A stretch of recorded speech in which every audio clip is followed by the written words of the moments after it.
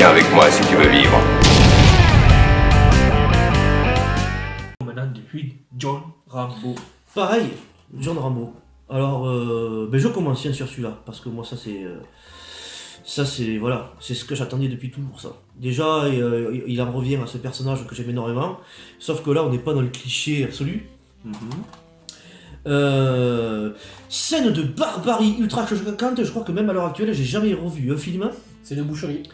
Mais boucherie dans tous les sens du terme, c'est-à-dire que j'ai jamais vu la guerre être filmée d'une façon aussi dégueulasse. C'est-à-dire que cette tribu Karen qui se fait détruire par l'armée birmane, avec des jeux dégueulasses où on jette des mines dans l'eau et on les fait courir.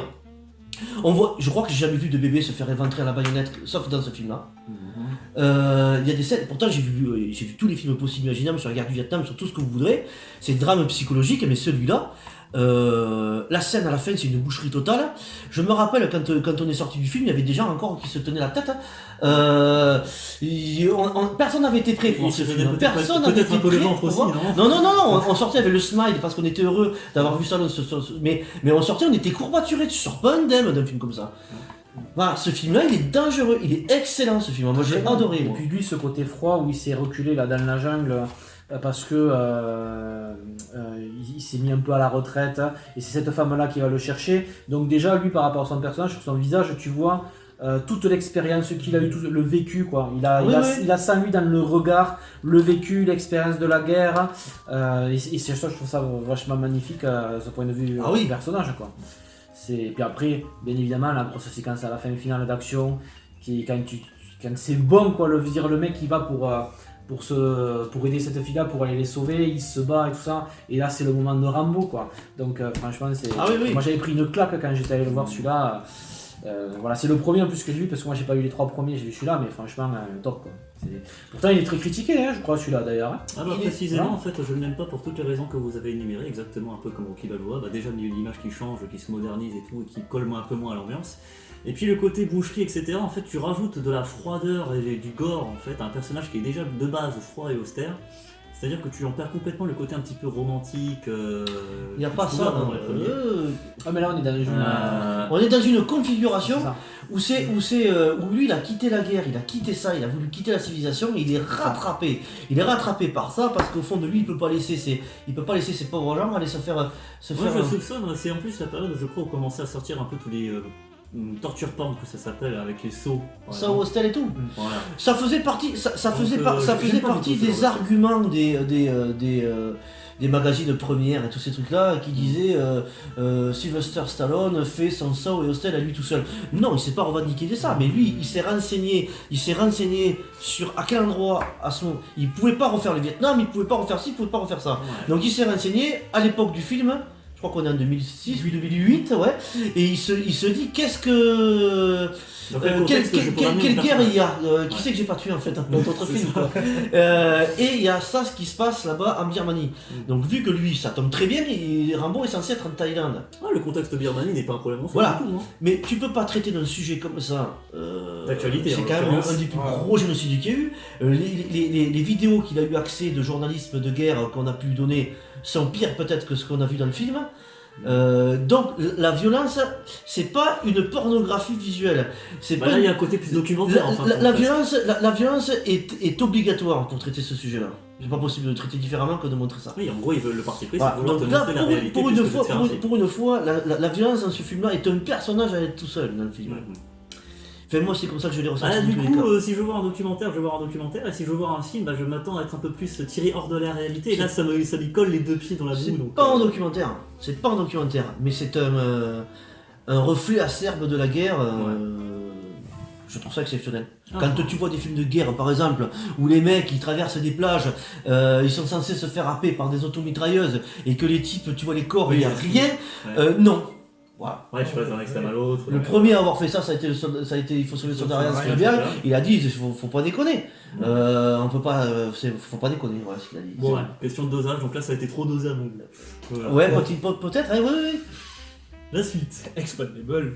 Alors, Expendable, honnêtement, l'Avengers des héros des années 80-90 en termes de films d'action, avec Bruce Willis, Stallone, Chuck Norris, Mickey Rourke. Et Jean-Paul Van Damme, non? Alors C'est le deux. moi j'insiste, Van Damme c'est le 2. Voilà, parce qu'il y en a eu 3 d'Expendables. Pour moi le meilleur c'est celui-là. Le seul C'est level ultime. premier qui est sérieux, qui a une très bonne histoire et qui est vraiment exceptionnel. C'est un pur plaisir quand tu es vraiment fan de ces acteurs-là et de ces films-là de l'époque. C'est un pur plaisir de tous les retrouver dans un film comme ça. Et ils ont Voilà. été respectés, on Et les a ils pas ont- foutu de leur gueule. C'est ça, on les a été respectés. C'est pour ça que j'en reviens sur ce premier Expendable qu'on présente là. Après, on dira certaines choses par rapport aux suites Regarde. qui ont été faites. Un truc qui me déplaît, enfin, que j'ai à dire sur ce film, effectivement, de retrouver des acteurs emblématiques des années 80, c'est un plaisir. En plus, moi, il y avait un truc que j'attendais avec grande impatience et que j'ai toujours un très grand plaisir à savoir qu'il y a Stone Cold, un catcheur, qui est dedans en tant que méchant, et puis qui est bien badass. Mais il y a le même problème en fait que sur les Il deux n'y a films pas Stone précédents. Cold, c'est Couture et Terry Crews et C'est Austin. Stone Cold Steve Austin, c'est lui. C'est aussi c'est lui qui fait d'accord. C'est Steve Austin. C'est son nom de scène. Voilà, D'accord. cœur froid. Ou pierre froide plutôt. Et du coup, par contre, il y a le problème de l'image en fait, c'est que tu nous colles l'ambiance des années 80, les acteurs des années 80, mais sans l'image, sans le grain des années 80, je trouve qu'il est trop terne visuellement. Trop terne, trop gris, trop. Tu vois trop Ça m'a ça. pas gêné. Alors Et moi, c'est dommage. j'ai quand même quelques petites critiques sur Expendables. Moi j'aime beaucoup Expendables. La seule critique que j'ai à faire sur le film, pas assez de Bruce Willis et pas assez de Schwarzenegger dedans. Scène qui dure 2 secondes, dommage. Excellent, ils sont respectés. Les scènes d'action sont bien. T'as pas le temps de te faire chier. Le film c'est un gros film de commando de l'époque avec des gars que t'es trop heureux. Jason Statham dedans il est fou. J'adore. Et puis tout à l'heure, j'ai dit que pour un acteur, être capable de te créer trois parce que- Personnage emblématique, ouais. personnages emblématiques, parce que Rocky Balboa, Rambo. Rocky Balboa, John Rambo et Barneros. Barneros. Mais c'est surtout aussi que tu vois à travers ce film-là que les mecs ils se régalent. Ils ont s'éclatent, pris un c'est une bande de plaisir. potes en fait. Voilà, C'est une bande de Stallone, potes. sa vie c'est des films d'action et tu sais, on se dit tous qu'il va un jour il mourra. Même à 90 ans, il fera encore des films d'action, quoi. Le mec, c'est tant qu'il peut, il le fera. Et tu sens le plaisir Ah oui, qu'il y a oui. eu de ces acteurs-là, de se retrouver, de pouvoir faire en même temps ce film-là, de se le partager. Franchement, il est top. Donc, enfin, Et alors, ça a été le revers de la médaille. Ça a été le revers de la médaille. Les fans absolus se sont régalés parce que on a eu un film à la hauteur de ce qu'on voulait. Mais ils n'arrivent pas à sortir du cliché et on les enferme toujours dans le cliché. On se moque trop de ces personnages. Il y a beaucoup de gens qui ont trouvé que ça se prenait trop au sérieux. Et justement, il faut que ce soit sérieux, les acteurs comme ça. voilà. Et du coup, qu'est-ce qui s'est passé? Il s'est passé ça en fait, Expendable 2. Alors, voilà. Ça suit, c'est 2012. pareil, Expendable 2. l'idée est vraiment géniale parce qu'au fur et à mesure des Expendables, tu rajoutes des nouveaux personnages de l'époque, comme par exemple là, Van Damme et tout ça. Mais le problème qui s'est passé avec le 2, c'est que c'est un énorme dos d'honneur qu'ils ont fait. Ils se moquent carrément de ces personnages-là. T'as de l'humour à la con dedans. Le méchant Van Damme qui s'appelle Vilain, voilà. Et Et puis bon, voilà. Van Damme, on aurait pu être content, même s'il s'appelle Vilain, on aurait pu être content. J'entends des gens qui disent ouais, le fight entre Stallone et Van Damme à la fin, 2 coups de pied, 3 gifles, il étrangle à la chaîne et c'est terminé. Ça. Non, Voilà. pourtant c'était un combat la mano à mano entre tous les deux. Voilà. Ça aurait dû être kiffant. Et puis Schwarzenegger, Stallone et Bruce Willis derrière la vitre en fond qui mitraille à l'aéroport, on avait kiffé ça. Ben oui. Mais tout ça pour se dire des punchlines de merde de leurs anciens films Voilà. respectifs. Le passage avec Chuck Norris aussi. Le passage avec Chuck Norris où il sort une Voilà. vanne sur lui-même et puis over méga cheaté, il bombarde tout, tu le vois même pas faire, il sauve le game à lui tout seul, c'est le pur cliché. Non, Voilà. Pour moi, en plus, ce film-là commence à mettre en avant l'écueil, un peu le même principe que les Marvel, c'est-à-dire qu'on a une coalition de gentils contre un méchant unique. Oui, Voilà. mais bon, C'est ça m'aurait pas forcément dérangé parce que je trouve que Van Damme se démerde plutôt pas trop mal tout le long du film. Mais l'erreur totale, c'est qu'ils les ont rendus crétins totaux et tout ce que les gens reprochent à ce genre de cinéma depuis 20 ans, toutes les saloperies que j'entends sur ce cinéma d'action depuis 20 ans, en fait, eh bien, ils s'y enferment dedans absolument, ils ils font ont donné toutes les vraiment. erreurs. Il est insauvable. Voilà. Bon. Et pourtant, tu l'as gardé. Je le garde parce que j'aime cette putain de jaquette. Hein. Là, dedans, il y a le putain de Schwarzenegger qui est dedans. Voilà, il y a des hyper belles photos. Il y a un couteau en travers un crâne. Il y a un corbeau dessus. J'adore, je garde. Voilà, tu C'est comme une jeune pute, t'as toujours le bon maquillage, mais derrière. Voilà. C'est comme un énorme. C'est une forêt noire à la merde. Ça reste une forêt noire, mais il y a toujours un petit bout de merde derrière, tu vois. Suivant. du pain dans la tête. Hein. Du plomb dans la tête, chef-d'œuvre absolu ça. Ça voilà ça. Voilà. Moi j'ai adoré ce film-là, il est passé. Ça a été un four. Ouais, c'est vrai. Hein. Je l'ai vu, j'en ai pas le moindre souvenir. Moi, je sais qu'il se bat contre Jason Momoa, non dedans. Il se bat à la hache contre Aquaman à la fin. Voilà, déjà ça, allez-y, Ouais, voilà. ok. Voilà. Ouais, pas dégueu, pas dégueu. Ouais, ça. Écoutez, moi je vais vous dire, voilà, déjà un boîtier comme ça. Voilà, ouais. Sur un pot. Est-ce que dans vos Avengers vous avez des boîtiers comme ça? Non, vous avez des boîtiers de merde. Il y a le comics dedans parce que c'est tiré d'un comics. Il est là, il fait une gueule de fou avec un fusil à pompe. Voilà, donc moi déjà, voilà. Là, il se bat à la hache. Voilà. Qu'est-ce que vous voulez que je vous dise moi? Il en rajeunit de 20 ans, on dirait qu'il a 20 ans de moins le gars. Je sais pas qu'est-ce qui s'est passé. L'histoire elle est géniale. C'est Walter Hill qui l'a réalisé. Walter Hill, celui qui avait fait Tombstone, celui qui avait fait 48 heures. Écoutez, moi je le regarde une fois par mois ce film. Qu'est-ce que vous voulez que je vous dise? Voilà. Là, on passe quand même à quelque chose. Aïe, aïe, aïe. Évasion. Alors, Évasion. Alors voilà, c'est la grande réunion de ces deux acteurs. Voilà. De ces deux acteurs mythiques de ces films d'action que pour la première fois on voyait réunis à l'écran. La confrontation tant C'est ça. attendue. Et même s'il a été critiqué ce film-là, il est vraiment génial. L'histoire, elle est terrible. Il y a un retournement de situation à la fin, mais tu t'y attends pas. C'est excellent. Les gens qui ont détesté ce film-là devraient être enfermés dans la même prison dans laquelle ils sont enfermés. Là. Tout ce que j'ai à dire. Voilà. Non mais génial, l'histoire est sérieuse, il leur arrive ils en chient aussi pendant le film, tout ce qui arrive, et comment ils vont faire, qu'est-ce qu'ils vont mettre en place pour réussir à sortir de cette prison, la fameuse séquence à la fin où t'as Schwarzenegger avec la mitraillette qui se retourne, ce regard qu'il a à ce façon moment-là, Terminator. voilà, façon Terminator, Terminator. un bon clin d'œil à tous les fans de ça, non franchement, voilà. Il jette le revolver, Stallone le récupère et tue le c'est méchant. ça, C'est voilà. génial ça. Franchement, les deux acteurs réunis dans ce film-là, c'est vraiment énorme. Moi, j'ai adoré tout simplement, c'est comme point de vue Et il personnel. se fait torturer en parlant en autrichien, ça c'est gigantesque. C'est ça. Ah ce film Mais est non, Je vais faire un exceptionnel. reproche que je fais très très rarement à ce film, c'est que je suis resté sur ma fin. J'en aurais voulu plus. Et surtout, C'est ça. plus de confrontation parce qu'ils deviennent trop rapidement potes à mon goût. Eh ben si tu veux l'aimer ce film là, il faut que tu regardes le 2 et le 3 qui sont des bouses ancestrales et que c'est une erreur totale. On en parlera de toute façon du 3, il y a des choses à dire. Bon, voilà, après match retour, petit truc avec Robert De Niro, c'est Je l'ai refourgué moi ce film. mais après voilà, c'est franchement c'est pas besoin de. C'est pas un Pas truc. besoin d'en passer Non, non, non. Bon, Expandable 3. Ah, rapidement. Alors Expendable 3, il est un peu mieux que le second quand même, mais je trouve que même si tu rajoutes encore ça fait plaisir, tu rajoutes des acteurs de l'époque et tout ça dedans, enfin qui ont joué dans les films d'action et tout ça, mais Il est pareil que le 2. ouais, alors je crois qu'il y a un peu moins d'humour quand même que dans le 2. Oui, mais, oui, on a fait courir ça, On déjà devient ça. un peu plus Voilà. sérieux. Mais Mais- franchement, alors moi ce qui m'avait choqué c'était les effets spéciaux, les effets d'explosion et tout ça. C'est vrai. T'as l'impression qu'ils ont 15 ans quoi. le Ouais. truc. C'est. Voilà. T'as l'impression que c'est un épisode de l'agence touriste lambda. C'est ça, Ouais, c'est- de l'époque. donc, c'est pour ça que moi personnellement des trois, pour moi le meilleur, c'est le premier point final. Même si Banderas dedans essaye de sauver le truc, mais ça sauve pas le truc. Il fait beaucoup de comédie Voilà, un il peu à fait la beaucoup con. de comédie un peu à la con. Voilà. Bon, ils vont chercher Wesley Snipes au début, mais ça le fait pas. Ça le fait pas trop. Wesley Snipes, je m'attendais à autre chose. Wesley Snipes récupérer Blade, moi je lui aurais fait faire des trucs de Godin dedans. Non. Non, Harrison Ford, il sert à rien, absolument à rien dedans. À part à piloter un hélicoptère parce que c'est le sien et qu'ils avaient pas les moyens de payer quelqu'un d'autre, donc ils ont. C'est ça, c'est-à-dire que t'as beau payer, mettre des personnages emblématiques dedans, des acteurs que tout le monde aime, si tu leur fais faire des trucs banals, bidons, qui sont pas très ça intéressants. sert à rien. Non, et puis bon, mais Mel Gibson qui fait le méchant, on en a même pas parlé. C'est Mel Gibson qui fait le méchant dedans, les gars. Donc non, ça devrait être un truc de malade, Mel Gibson. C'est sympa, après la scène finale à la fin est sympa. Je le trouve meilleur que le 2. les deux Mais après voilà. Bon, la jaquette est bleue, ils sont dans un fond bleu, ils sont tous là. Derrière il y a pareil un crâne avec un couteau et un corbeau. Je le garde. Bon, il y a Bad Lucky. Je sais même pas ce que c'est, ça je m'en fous. Voilà, bon, après 2015, Creed.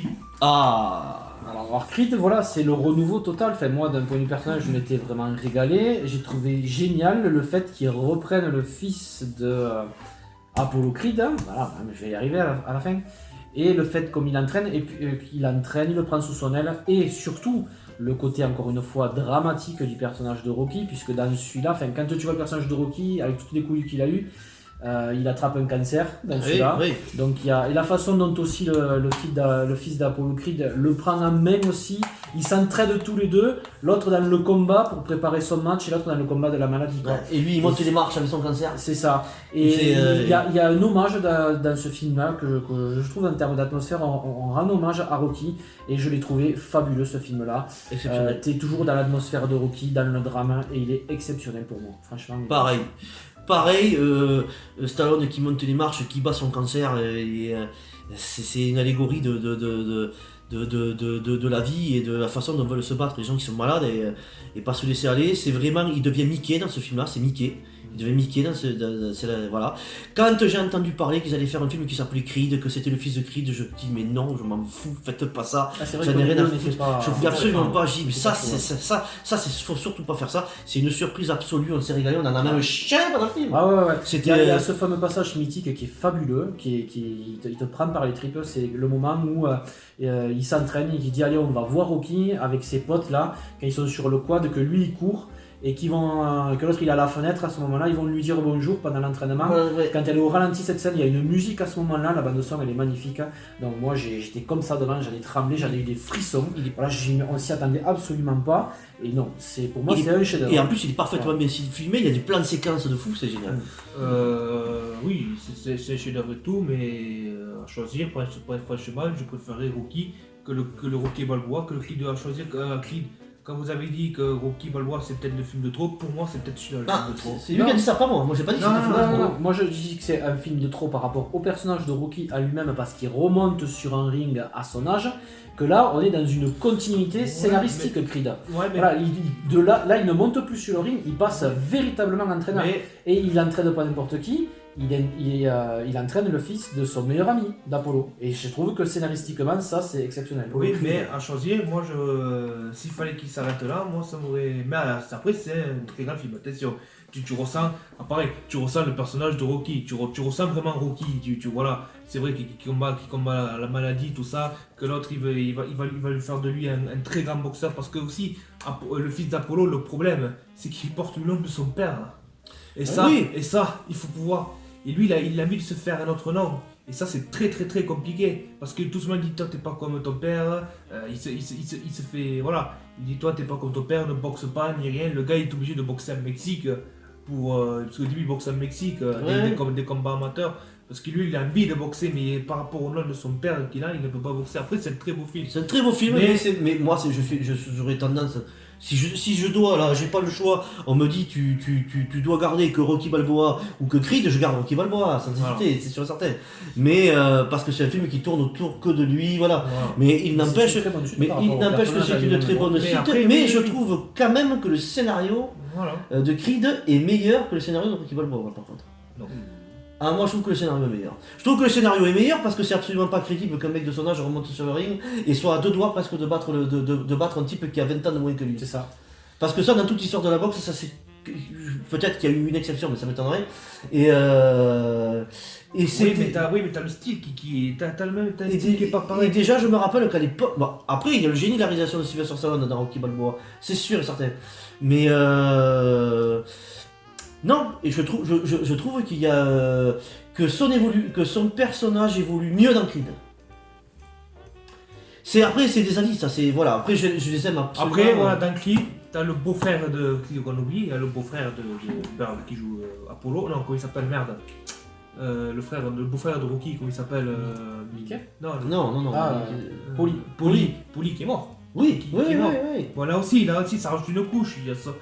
Même si c'était une pourriture, tout ça, il y a quand même De toute façon, à force, on tombe forcément dans les films de trop, parce que juste après est arrivé ça. Non, attends, moi je veux juste parler d'un truc d'avant. Évasion 2. Évasion 2. Ah non, je veux pas en parler, c'est de la pause. Moi je veux juste en parler vite fait, je veux dire deux mots. Franchement, Évasion 2, même Évasion 3 juste après, Ça, ces deux films-là, il faut les gerber. Mais c'est des hontes absolues, je viens Moi, veux. moi, ça. c'est Je des savais suites. même pas qu'ils existaient. Et moi, pour moi, c'est des suites. Direct ou DVD, c'est même pas direct, sorti même au pas cinéma, sorti, c'est même pas au cinéma. honteux. C'est honteux. Et pour moi, c'est des suites Il y a complètement. Stallone et Schwarzenegger à chaque fois. Non, il y a que ça. Mais c'est Dave Bautista. C'est Stallone et Dave Bautista qui est venu dans le film. Mais c'est une honte absolue. C'est une honte absolue qu'il accepte de voir jouer dans des films comme ça, qu'il accepte ça avec les autres succès qu'il peut avoir à côté. Moi, je viens veux de faire ça. Ah non, moi ça, Stallone, je t'en veux à mort. Ça, c'est honteux ça. Bon, Ça, c'est après, honteux, ça. voilà, bon, après, son Du coup, autre bah, Creed plus gros 2. film, Creed 2. Creed 2. Voilà. Alors Creed 2, bon après c'est peut-être là quand tu dis ça va peut-être un petit peu trop loin, c'est-à-dire que là il se Là, pour moi, bat contre le fils c'est Rocky II. de Ivan Drago. De Ivan Drago, du Voilà. 4. Alors c'est bien On parce que commence à tourner en rond, quoi. voilà, là tu te dis après est-ce que ça va être pas le fils de Barracuda, fait un truc comme ça, bon voilà. Mais il y a quand même aussi de très très bonnes choses, on retrouve toujours ce côté dramatique puisque alors je sais plus comment il s'appelle le fils d'Apollo dans Le nom fils du de Drago. personnage. Le fils de Drago. Non, d'Apollo, qui a sa femme, ils ont un enfant, et l'enfant a un handicap. Adonis, je crois qu'il est Adonis sourd. Creed. Adonis, ouais. Et il a un handicap, son fils, donc voilà, on est toujours dans le côté dramatique et tout ça. Mais voilà, là peut-être que comme tu l'as dit, Tim, effectivement, est-ce qu'avec ce film-là, on commence pas à entrer dans un cercle où on commence à tourner en rond? Peut-être. Mais n'empêche, c'est quand même un très bon film, et ça a été un plaisir de Mais le d'ailleurs, voir aussi. concrètement, est-ce que Stallone était censé jouer dans Creed 2? Parce que le Creed, le premier, était censé être une passation de relais, finalement. Est-ce qu'ils l'ont pas rappelé dans le 2, justement, par nécessité, pour garder son... Alors, ce qui s'est produit, c'est que dans nécessité Creed, commerciale. dans Creed 1, il devait mourir, Stallone. Et puis Ouais. ils ont dit non, c'est impossible de faire mourir Sylvester Stallone. Mhm. Donc ils n'ont pas fait mourir Sylvester Stallone. Donc de là après. Pour se le garder sous le coude, pour le ramener dans Ben le voilà, film. donc à la fin, moi je préférerais que Sylvester Stallone ou même Schwarzenegger ils fassent un petit peu comme Gabin à l'époque, qu'on utilise leur âge pour faire d'autres œuvres qu'ils n'ont pas pu Exactement. des univers dans lesquels ils n'ont pas pu s'aventurer avant. Schwarzenegger a moins de facilité que Stallone, il peut pas faire beaucoup de. Il n'a pas un jeu d'acteur prodigieux, Schwarzenegger. Donc ça va être compliqué de le faire exister ailleurs. Par contre, Sylvester Stallone, lui, Il est serait suffisamment capable de jouer des patriarches, n'importe quoi, d'autres rôles, on pourrait le mettre dedans. C'est que les gens ne croient pas en lui. Il est obligé de se les faire lui-même, les consécrations de ses films à chaque fois. Donc c'est ça qui est dommage. Oui, en fait, il pourrait, dans une moindre mesure, peut-être, mais suivre un peu la même tendance que Clint Eastwood, avec des rôles qui conviennent parfaitement. Et qui suivent, Absolument, il pourrait jouer dans des films qui sortent complètement du registre action runner ou du registre box ou tout ça. Mais Creed 2 c'est un bon film, j'ai bien aimé. Mais le problème, c'est que pour moi, c'est le film de trop. Même si l'histoire de Drago est intéressante, non, je suis désolé, Pour moi, celui-là, c'est un film à c'était pognon. bien, mais voilà, il était ni fait ni à faire. Pour moi, ça, c'est un film à pognon. Bon, oui, après, je me suis régalé, attention. Ouais, mais, on l'a vu au cinéma, mais c'est pas ça. Pour moi, c'est pas un film à pognon. On fait revenir Ivan Drago. Voilà, il va combattre son fils. Non, pour moi, c'est. Voilà, Il y a des énormes. Il y a des clins d'œil Il y a des éléments qui permettent de dire quand on arrive au bout et quand on fait revenir les fils ou les Mais deux bon, personnages qu'avant. C'est pas grave parce que. Et là, ça alors, on tourne ça- pas en rond avec ça alors Rambo, laisse-moi, attends. Ça, c'est un chef-d'œuvre. Ça, c'est un chef-d'œuvre. Mais il n'empêche qu'on tourne en rond quand même. Hein. Parce que je préfère 100 fois le film. Enfin, j'adore comment. Je suis très heureux qu'ils aient fait ce film-là. Ça fait un film de plus, il botte des culs un peu plus. N'empêche que je On en a trouve que fait ça, des que ça pouvait très très bien s'arriver au 4. Ça pouvait très très bien s'arrêter au 4. Non, il est Ouais. jouissif, c'est quand même. Ouais, Celui-là, il est très Après, jouissif. quand ils se Mais- battent, quand ils arrivent là, les le cartel Mexicains, mexicain. quand ils arrivent pour essayer de le tuer, parce que l'autre, parce que Rambo a tué le frère du méchant, quoi, entre parenthèses, et que l'autre, qu'il arrive et qu'il leur tente des pièges, tout ça, cette scène-là. Oui, cette scène est. Tu bandes, quoi, Mais franchement. parce qu'il y a cette scène, parce qu'après, vous êtes d'accord avec moi que ce film-là, vous l'avez vu 350 fois dans d'autres registres, il y a Liam Neeson qui a fait ça 10 fois, il y a Stallone qui Il a a fait ça 10 rien, fois, effectivement. il de a, particulier. tous les autres, Disons que c'est, alors, je sais pas s'il prévoit d'en faire un autre encore après. ben, il le fait pas tuer à la fin. Il ne le fait pas tuer, mais là, il est à la retraite, il est dans son ranch. Et il en parle souvent de ce ranch en plus, Rambo, je Oui, crois, oui, comme oui. ça. Donc ça c'est bien d'un côté de l'avoir montré, donc oui, pourquoi pas conclure sur ça. D'ailleurs on a fait la critique sur ce film-là, puisqu'on avait ouvert la chaîne à ce moment-là, enfin bien avant, mais On a fait la critique qu'on vous invite à aller voir. Mais pour moi, c'est pas forcément un film de trop. Au contraire, je trouve que c'est une bonne conclusion. Bah ouais, moi je trouve Voilà, que c'est une bonne le fait conclusion. Moi, franchement, c'est un énorme plaisir coupable. Moi, je l'ai adoré. J'ai adoré, ça c'est clair. Je me régale. Je suis content qu'il l'ait fait parce que ça m'en fait un de plus. Mais c'est clair et net que je trouve que c'est le plus mauvais Rambo des 5, ça c'est sûr et certain. Au début, quand je suis sorti du film, j'étais tellement heureux d'avoir vu cette scène finale qu'il y avait. Je suis surpris parce que dans la critique. Ouais, mais je l'ai jugé à chaud. Ça fait tellement longtemps qu'on n'a pas de Stallone et moi j'en redemande tout le temps, mais avec énormément de recul, il y a 1000 épisodes de l'Agence Touriste, 1000 épisodes de séries télé d'action, 1000 films d'action qui ont ce scénario-là. Des Mexicains qui enlèvent la nana pour en faire la traite des blanches, et le vieux ancien béret vert qui prend le fusil et qui va là-bas. Pour moi... Non, mais tu vois, après il y a quand même des passages dedans. Par exemple, Renard et tout ça, je suis d'accord. Il la récupère la fille. La mort de la fille, elle meurt dans la voiture. Il venait de perdre son fils, ça fait pas si longtemps que ça en C'est vrai. ça, voilà. Donc tout ça, donc oui, ça fait. C'est pour ça que je dis qu'il y a une bonne conclusion après. Il y a tout le trauma. C'est ça, le film te prend par la cravate, ça fait pas un flip. Par contre, des fois, la cravate, t'as envie de la couper, notamment dans les scènes. Je l'avais déjà relevé à l'époque dans la critique qu'on a faite, les scènes un peu trop gore, genre le coup de la clavicule, ça. Moi j'aime bien ce truc-là. Moi j'adore quand il pète les nuques. Non, mais surtout en plus, la réaction du type en face est pas du tout cohérente parce que tu te fais péter la clavicule jusqu'à ce qu'elle ressorte. Mais y a rien. Mais normalement, t'es censé te chier dessus, te dégueuler dessus, te pisser dessus, et le mec juste il grogne comme s'il lui avait pété le bras. Mais si Sylvester Stallone peut tout faire, il peut péter du granit avec sa bite, y a pas de problème, moi ça me gêne pas. Mais je me régale, c'est un énorme plaisir coupable. Il fait des pièges à la fin de fou, il y a tout le trauma où le mec il a creusé des tunnels, il est torturé parce qu'il a vécu dans les guerres et tout. Ce film-là est très bien, moi j'adore, il y a des idées qui sont très intelligentes, mais j'aurais voulu que ce soit lui qui le réalise, ou que ce soit lui qui le monte. J'ai raté l'avion pour discuter plus. Et franchement, ça me ferait chier que ça s'arrête avec celui-là. J'espère qu'il va pouvoir nous présenter mieux. Et déjà qu'il fasse l'effort de relaisser pousser ses cheveux, parce que franchement Rambo sans ses cheveux longs, je sais pas, c'est Didier, c'est Roger, c'est Guillaume, c'est Albert. Non, il faut qu'il relaisse pousser ses cheveux, quitte à les laisser blancs. On s'en fout, à la Snake dans les Metal Gear Solid, vieux baroudeur, il n'y a pas de problème. Le côté western qu'il voulait lui donner dedans, c'était plutôt cool, ça donnait un aspect un peu Logan, sauf qu'il n'y a pas le génie de Logan dedans, ça c'est sûr. Mais j'ai beaucoup aimé, je me suis beaucoup régalé, j'adore le gros plaisir coupable à la fin de tous les pièges qu'il fait. Mais pour moi, non.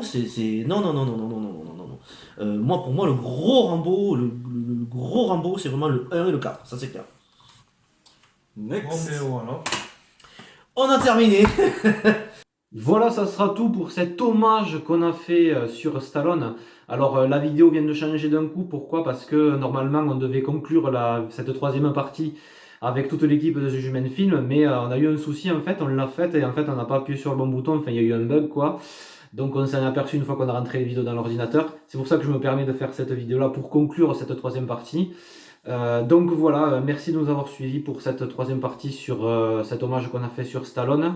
N'hésitez pas à nous dire dans les commentaires si vous êtes d'accord avec ce qu'on a dit, quel est votre classement aussi au niveau des films de Stallone, il n'y a pas de souci. Dites-nous aussi si vous voulez qu'on fasse une vidéo sur d'autres acteurs connus comme Schwarzenegger, Mel Gibson, etc. On le fera avec plaisir. Au nom de The Judgment Film, donc au nom de Emeric, Tim, Guillaume et moi-même, merci de nous avoir suivis sur la chaîne. On espère se retrouver très vite parce que, comme vous le savez, les cinémas sont toujours fermés. On ne sait pas du tout comment ça va se passer en 2021. Est-ce que les cinémas vont rouvrir assez rapidement ou pas? Surtout que le virus est en train de muter. Donc voilà, pour l'instant, on ne sait pas. Mais voilà, donc si vous voulez qu'on fasse des rétrospectives, il n'y a pas de souci, on le fera avec plaisir. Sur ce, passez de très bonnes fêtes de fin d'année. Et surtout, à bientôt pour une prochaine vidéo. Ciao tout le monde! Hasta la vista, baby.